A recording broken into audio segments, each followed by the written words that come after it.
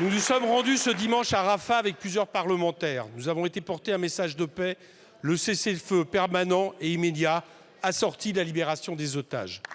Nous y avons rencontré les 6 médecins humanitaires français sortis de Gaza ce lundi. Je vais me donner ma voix à l'un d'eux, Raphaël Pitti.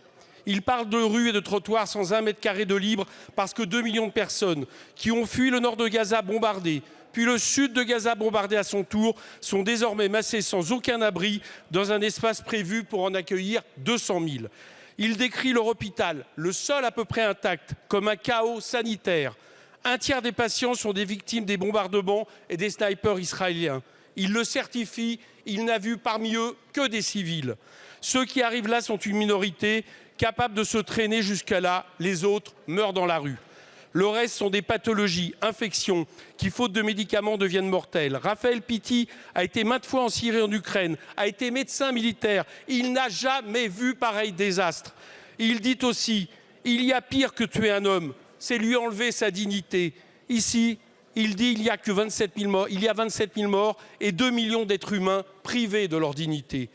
Quand on demande que pensez-vous du risque génocidaire énoncé par la Cour de justice internationale, les 6 répondent en même temps le génocide est en cours.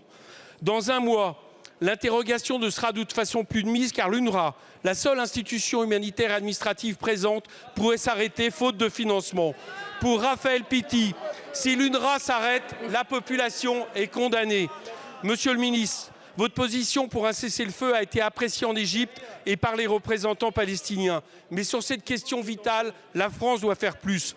La France n'a pas suspendu son aide, mais pouvez-vous nous affirmer qu'elle s'engagera à poursuivre les versements à l'UNRWA, au moins jusqu'au rendu du groupe d'évaluation de sa neutralité créé par l'ONU et mené par Catherine Colonna?